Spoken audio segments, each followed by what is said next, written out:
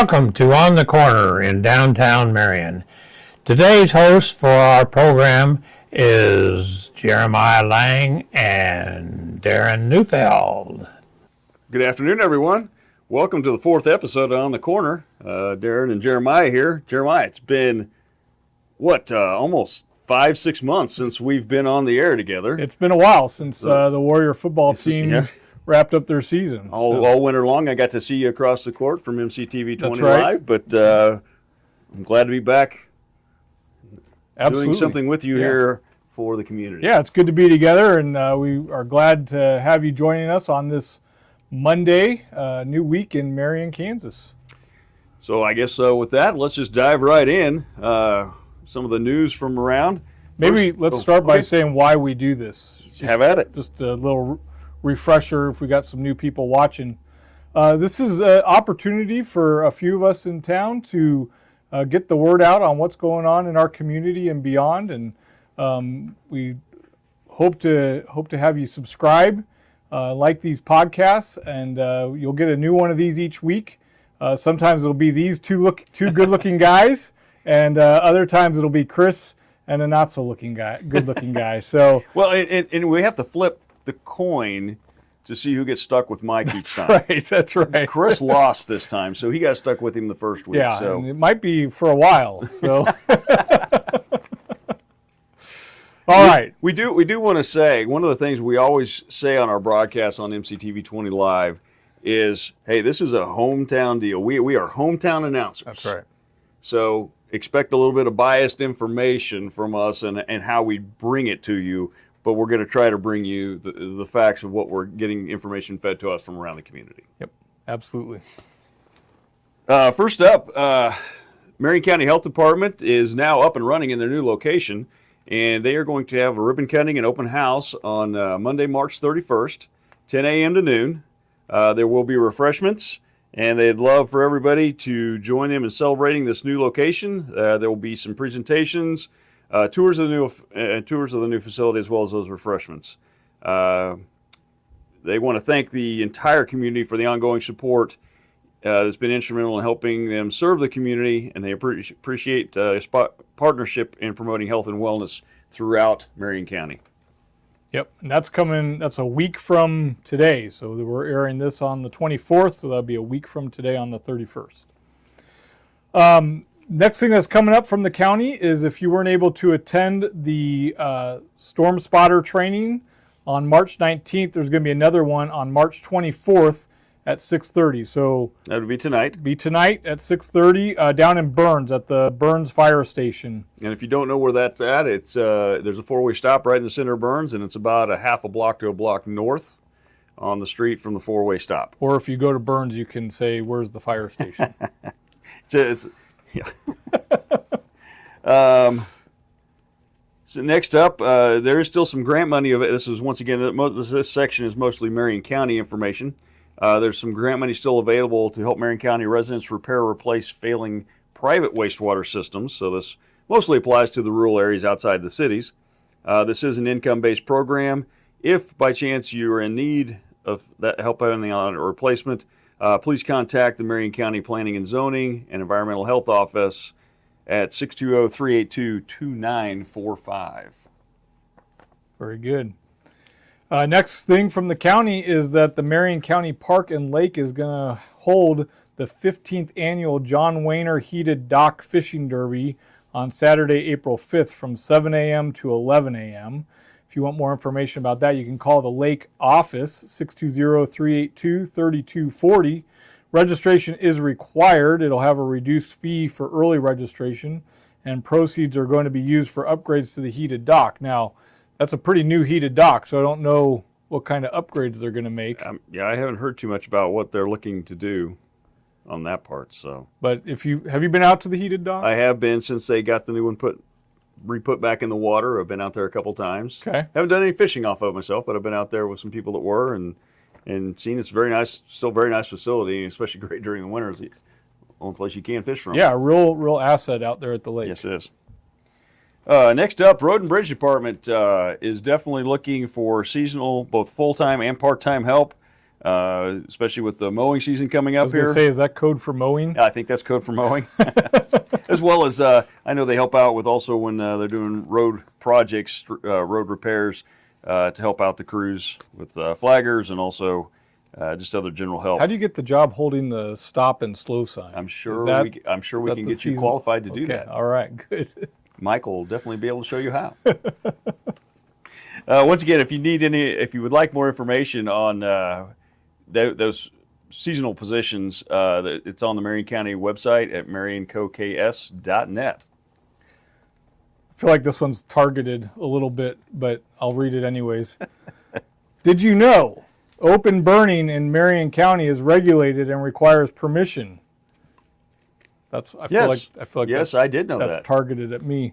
This includes the burning of brush piles. Current regulations are available on the website. To request authorization to burn, you must, with all caps, contact the Marion County Sheriff's Office, 620-382-2144. And I think that's dispatch. If you call that number, you'll be reaching dispatch. So, but if you're out in the country and you want to burn this time of year, well, anytime really, but you need to contact the Sheriff's Office and let them know you're going to be burning. With that, we're going to turn over to the Senior Center. We got a list of the menu here for the week.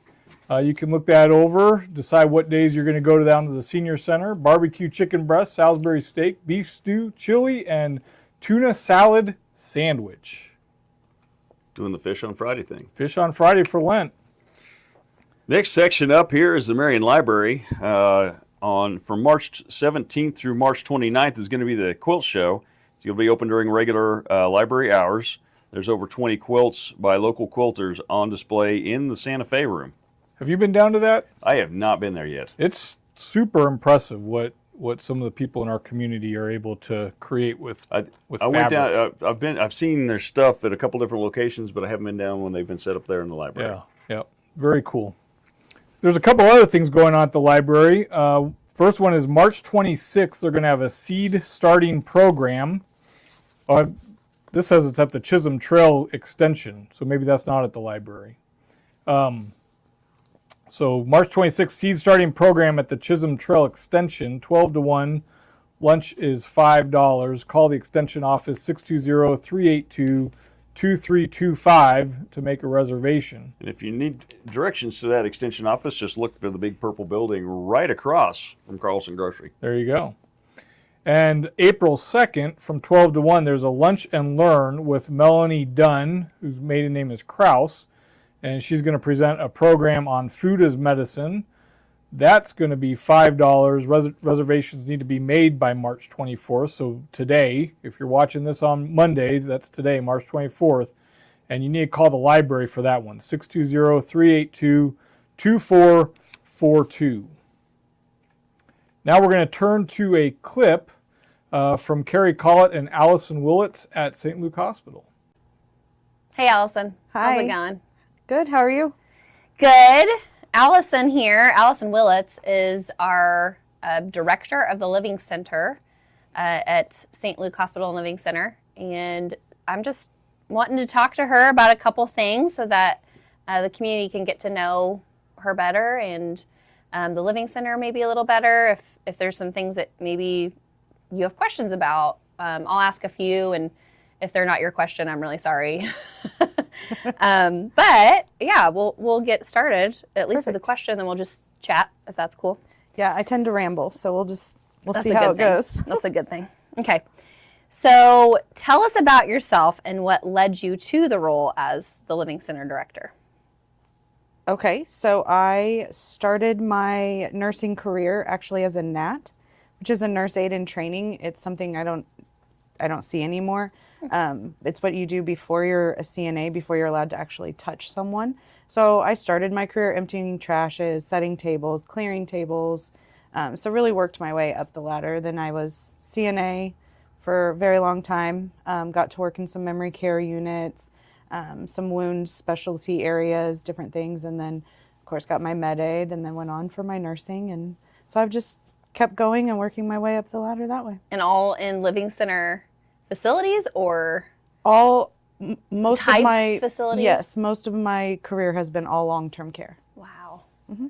That's neat. Which is so crazy because back when I was thinking of nursing, long-term care was not even on my radar. I was I just didn't feel comfortable talking to Right. the elderly. It was just that awkward.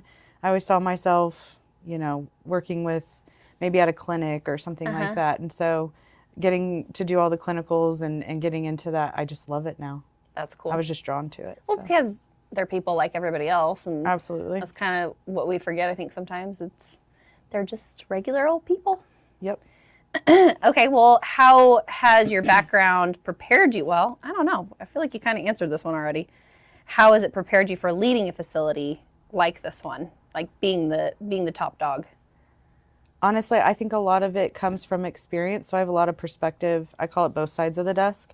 So in my role now, I'm on this side of the desk, right? I'm on the administrative side, but I've been on the other side before. And so I think having that perspective and that different experiences, and it just helps a little bit because I know how the staff are going to react to something or the residents or Yeah. whatever. Is it hard though, like now because how long have you been the director, or how long have you been a director at this level? Just in general, a director, about 10 years now total. Oh, wow. Okay. So you've been doing it long enough to where you remember, but also it's tough. That's a tough thing to be in charge. Wow. Okay. Now we're going to go into kind of your day-to-day operations, because I think other than your background, it's really important to know more about what you're doing every day. And I know every day is going to be different, but kind of what does that look like? What's a typical day in the life of Allison Willits look like? For me as the director? Okay. Yeah, exactly. So every day could be different, which is one of the things I love. You just never know what you're going to get. But typical day, come in, check my email. We have a quick little huddle in the mornings as the staff, just kind of do report, all of that, so I kind of know what's going on. And then a lot of it is meetings and reports and scheduling and all those little things. I do always take at least 2 breaks throughout the day to walk around and just visit with the staff and the residents. That's awesome. It just kind of helps keep me grounded. And yeah. While you're there. Sometimes you While you're just there. need to walk away from your computer for just a smidge. Oh, too, yeah, I so. know that life. That's awesome. Well, so when you walk around and talk to them, do you do activities with them while you're doing it, or do you guys color together? Or Yeah, I mean, fun? whatever. I mean, the residents really, they direct all of their care. So if they're doing something, I may sit down with them. Today, another staff member was playing dominoes with them, but Cool. Whatever they're doing, I'll just join in. That's not something I ever got into, is dominoes. I don't think I ever really learned it. So the one time, Come on not down, the they'll one teach time. you. I shouldn't say the one time. I've been there several times, but there was one time when I went into the kitchen, I guess you would call it, or the dining area, and they were playing on their big table, and I'm like, guys, I don't even know how to play this. And they start, oh, well, I'll show you. Yeah, And they started trying to, and I am like, I don't know. Yeah, it took me a few tries to. Yeah. I I'll have to come still down there for a little question longer. things sometimes. I'm like, is this allowed? Yeah, that'd be me. It'd be more fun to do that. You see those videos where those people put all of them, like I saw one guy had it in a gym, and he had done all these really cool like artwork with it, and then he like set it off and it went all, oh, it was so cool. Anyway. It would be fun to do make a that. domino. Yeah. That would be kind of cool. You could do that in the dining We area. could do it throughout. Or yeah. just the hallway. Well, They could go from the dining room down the hallway, down into the living area. Yeah, that'd be fun. all right, well, I'll make sure we'll make that happen. Might need a few more dominoes. That's right. Okay, well, so we talked a little bit about your challenges, kind of. Can you give me, I mean, this says some of your biggest challenges. What's like one challenge that's the biggest one that? In general, of like running the living center, or that the living center experiences? Probably Like, the what- living center experiences.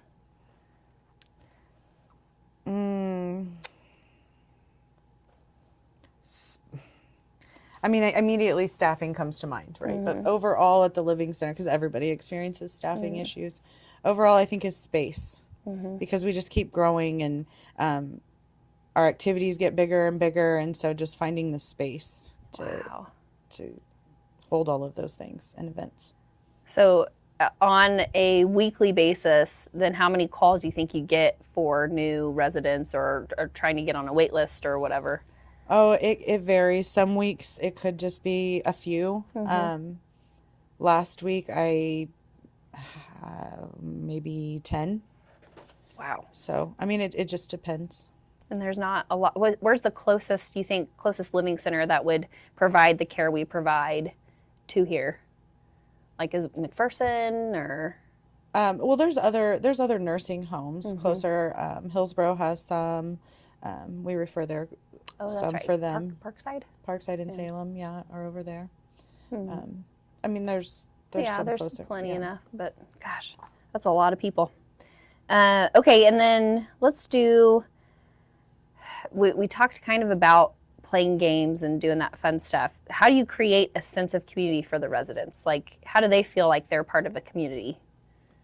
Well, we try to keep them involved in the community events, and especially like their church organizations. If they were involved in something, we try to keep them involved in that. But there's committees, there's groups at the Living Center, so they decide what they want to participate in or what they want to do. If there's a parade they want to go to, Chingawassa, I know the Dinky Ducks, that's always a big one. Yeah. The Easter egg hunt that's getting ready to happen, they. Tell me about the Easter egg hunt. Ooh. Kind of like because you guys have it out in the courtyard, right? Well, yes, it's been in the courtyard, and then we've also done it kind of all around out front too as well. Yeah, it's so pretty on the outside too. I love that gazebo that's out there. I mean, Mother Nature today is making me Yeah, that's question how true. things are It may going to not- look, but Although in a month, yeah, it might be it's really pretty late by this then. year. Easter is, so you might be all right by then. Yeah. We're just now starting the collecting of the candy, and I think we have plenty of eggs now. I think we're just collecting Yeah. of the candy, and then the residents will That's a fun activity help for them. separate it and fill the eggs. Yeah. And how many kids do you normally get, you think? If the weather's really nice, I think we've had maybe 25 to 50 probably. Wow, come. that's a lot. I need to get my kids going now. That's cool. I didn't start at the hospital until after Easter last year, so I didn't, it's kind of cool to get to know some of this stuff going on, because then now other people will hopefully maybe Well, even and see this. And Staff can bring their kid. I mean, it's open, so any of the community can come to That's cool. come to that stuff. So neat. Yeah. Okay, well, there's one more that I wanted to ask you, and then if you just want to chat about anything, we can. So we talked about some of the activities.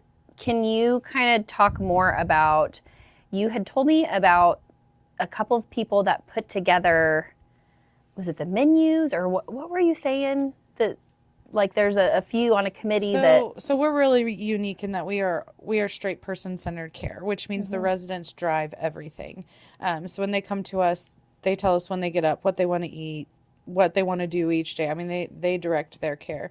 So we formed all these little groups. There's a food committee, activities committee, there's a resident council as well. I mean, there's all these little groups that meet usually about once a month. They'll all get together and run through all their meetings at once. And they plan the activities. They plan, they call the dietary manager. He also comes down for the food committee meetings, and if they have special requests, he makes it happen. So that's awesome. Yeah, he's doing pretty good, James. He's Yeah. he's good at what he does, and I hope they like him. He's got an awesome beard, so that's helpful probably. Makes you a better cook. I he think. was actually down playing dominoes with them for a little bit Was this he? afternoon. Good. It's good for him. It's good for them too. Well, that's pretty much all I wanted to ask you. But yeah, I mean, is there anything else that you want to tell the community about what we offer, and just how wonderful the Living Center is?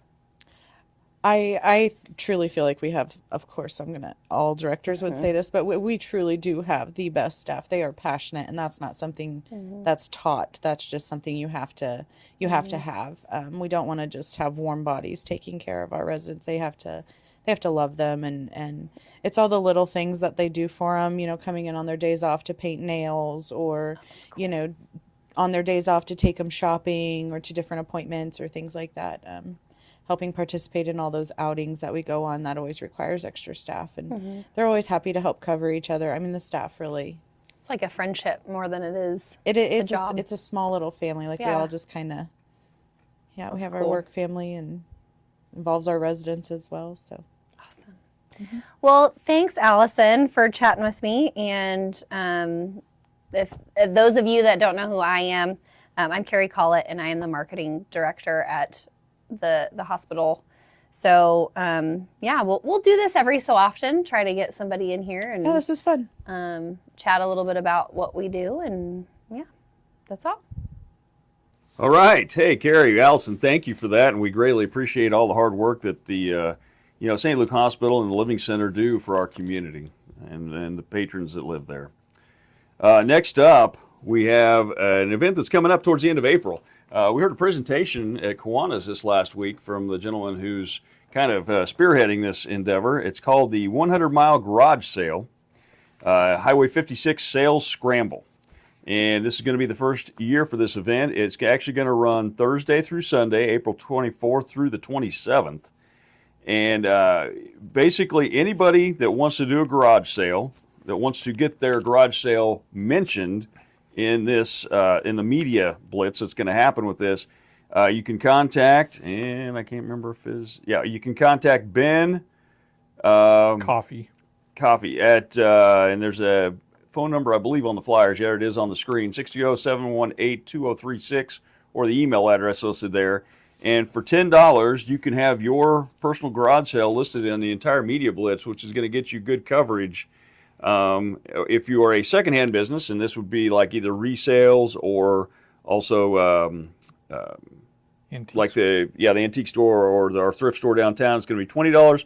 And if you're any kind of related business, whether you're a restaurant, gas station, any of those type of things, is $20. So for a very small fee, it can be listed in the entire thing, which is actually going to run all the way from Great Bend clear to Marion on the east border. So every town in between that's on Highway 56, and they're looking at pulling in some towns that are close to 56 but not right on it, i.e. Little River. Little River sits about 2 miles off of Highway 56. They're also looking at maybe even Marquette, that's about 10, 12 miles off.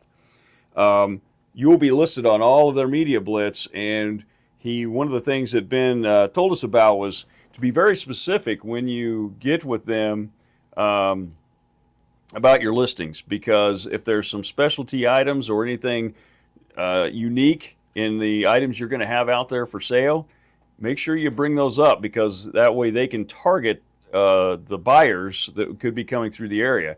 When he was talking about Highway 36, that's been doing this for a number of years, it brings in like multiple thousand people to each community along the route. So it's just one more way to get more people into town for those days that we're going to do a community garage sale. Yeah, and I know it's kind of a change to pay to have your yard sale or your garage sale listed, but that $10, $3 of that comes back to our community. Very, very good point. And so by spending $7, you're going to be advertising your sale, getting more people in town, and then $3 of that that 10 is going to come back to Marion in some form to benefit our community. So, and you will also be, if you list with them, they're going to give you a yard sign with this event logo, to put in front of your garage sale. So when people come, they'll know that, yes, they're in the right place for the one that was listed on the website.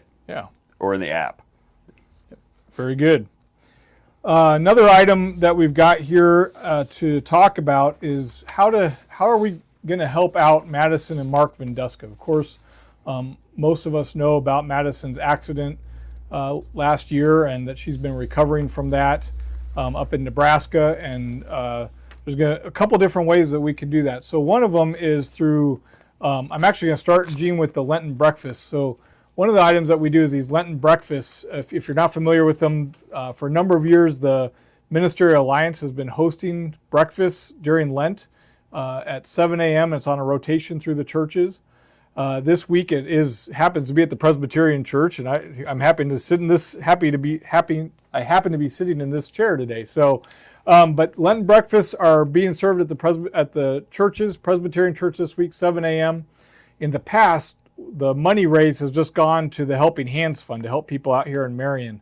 this year the ministers have decided that we're going to put all that money raised to the Venduskas. And so we've raised a few $100s already at the Lenten breakfast that we've had, and that money will go to help them with their medical bills and anything that they need to help as Madison recovers. There's another benefit that's being planned for May 24th, and that is the Circle of Compassion benefit for Madison Venduska. That was the flyer that was up just a minute ago that Gene's got here for us. It's going to be out at the county lake. I think 5:30 to 8:30. Doors will open at 5:30. There's going to be a meal, and there's going to be a live auction at 7 o'clock. So they're Sharon Terrell and a few other folks are collecting items. You can see their names up there on that flyer. They've been collecting items for the auction and getting it all organized. And you can see Sharon Terrell, Ginger Becker, and Nikki Riggs. They've been working real hard to get this off the ground and going, and it seems like it's actually not taking a lot of work to get people involved and excited to help. So make sure you're out at the lake for that on May 24th, and if you want to help or support it, contact any of those three women that you saw on the screen. All right, a couple other items here. First off, we didn't. I went and looked for some city calendar events for the week, and there are no major city calendar events. There's one coming up though that not this week, but No. one that everyone needs to know. Cleanup Week is scheduled for the first week of May. It's the 6th through the 10th. That's I was going to have that Okay, on here, but it all right. wasn't for this next upcoming Not week. for this week. So you there'll don't be wanna more miss- to come in our future episodes. You don't want to miss that. No. But on the school calendar for this upcoming week, a couple of items. Number one, if you do want to see any of the school events here in town this week, the first one is there's going to be on Thursday at 3 p.m. at the Sports and Aquatic Center. The MHS will be hosting the swim meet, the high school swim meet here. The next one is that same night on Thursday, March 27th at 7 p.m. is the high school music concert at the Performing Arts Center. A couple other items that aren't here but coming up this week. The baseball team's going to be playing at El Saline on Friday at 3 p.m. is the start of their doubleheader. And then on the 28th and 29th, both days, Friday, Saturday, the swim team will be at Wichita Northwest. It's in the evening on Friday and then probably starts early in the morning. I didn't look at the time, early in the morning, and runs probably most of the day on Saturday. And then the final event this upcoming weekend is the state FBLA conference. I'm not sure what they call it exactly, but Yeah. that will be, I'm sure we'll have students at that FBLA event. That's it for the upcoming of this week. I'm sure there will be much more on the school calendar as school wraps up in a mere, 7 weeks? Yeah, it's going to be a sprint to the finish. Anything else, Jeremiah? Darren, I think that's it. If you are watching this, if you're out in the community, and if you know of something that's going on, let Gene know, let Darren, myself know, Chris Mercer, Mike Powers, let one of us know, because this is it's a viable way to get information out, and we want to use this avenue as much as we can. And also, like Jeremiah mentioned earlier, if you're watching this at all, whether you like us or not, you never have to watch us again, but please subscribe. It helps get the numbers up. And you also get then reminders of when the next episode, hits the air. And we would appreciate it if you like. We understand if you like this crew, but on the other crew you hit unlike, that's fine too. We'll take it. That's right. We can handle that. But please do subscribe. We say that about MCV 20 Live.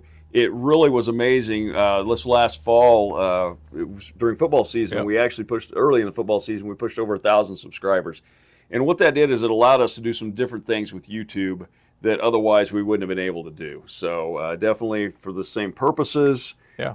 please subscribe. Yeah, one of those items was Gene was able to go down and cover the Christmas parade Live. on his phone. So Right. yeah, We can use mobile broadcast and then right into our YouTube stream. Yep. So, well, we'd like to thank you for joining us today.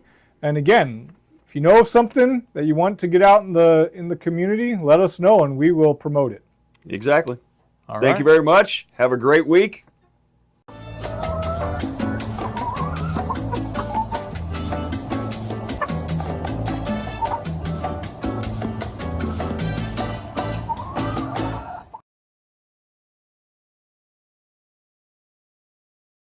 Welcome to Gene's Corner.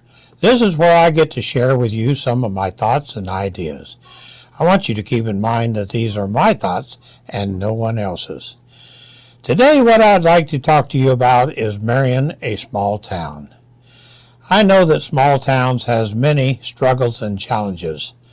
So I went to my computer and my favorite search engine, AI. I put in to give me some things that the small town faces to keep them from growing. I found 5 different groups for this question. After reading them, I discovered that Marion is not doing too bad. I asked myself, is there something out there that I could do, or maybe some of our viewers might see and say, hey, I think I can do that. This is called Building Bridges Strategies for Small Town Growth.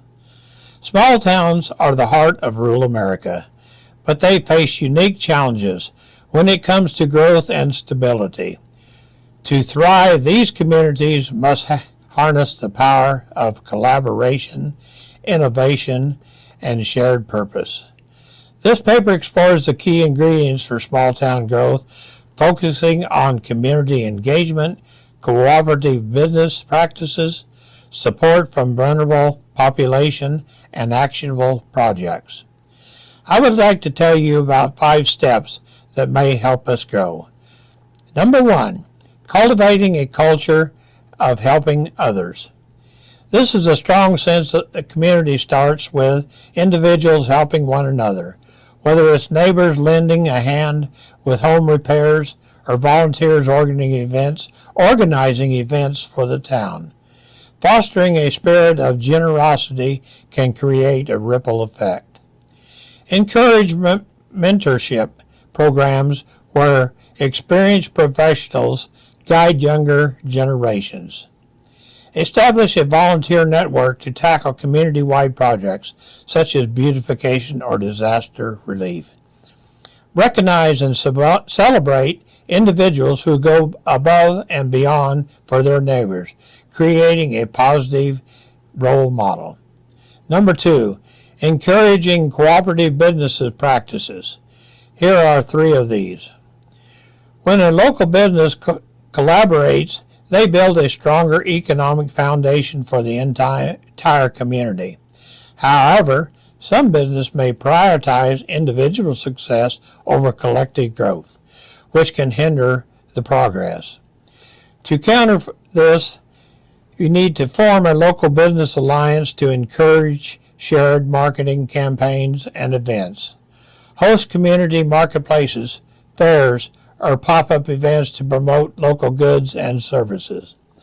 Provide incentives such as tax breaks or grants for businesses that invest in the community projects or hire local people. Number 3, supporting vulnerable populations. A thriving town is one where all of its residents are cared for, including the elderly, the children, and those in need, by focusing on inclusivity. Launch programs to help the elderly with home maintenance, transportation, and social engagement. Create intergene rationality intuitives that connect seniors with younger residents, such as storytelling nights and skill-sharing workshops. Collaborate with nonprofits to ensure affordable housing, health care, and food security for all. Number 4, projects that could propel a small town forward. Some innovative ideas can spark growth and put a small town on the map. Community gardens and markets. Utilize unused land to grow fresh produce, reduce food insecurity, and bring neighbors together. We have a very good community garden that Pam Bowers takes care of and delivers food all summer long to the Marion County Food Bank.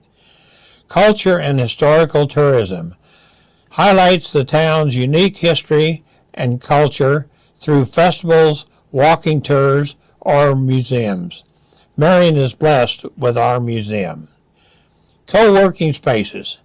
Adapt vacant buildings into hubs for remote workers and local entrepreneurs, encouraging business innovation.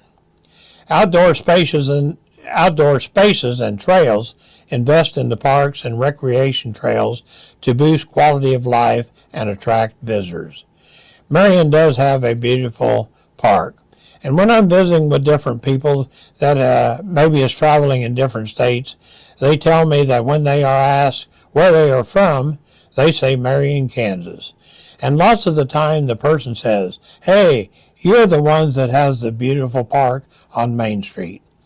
Our park is used during the year, Chingawassa Days, Art in the Park, and Old Settlers Day in September, sponsored by Kiwanis. Challenges and solutions. When collaboration and innovation can drive growth, small towns may encounter obstacles such as limited funding or the resistance to change.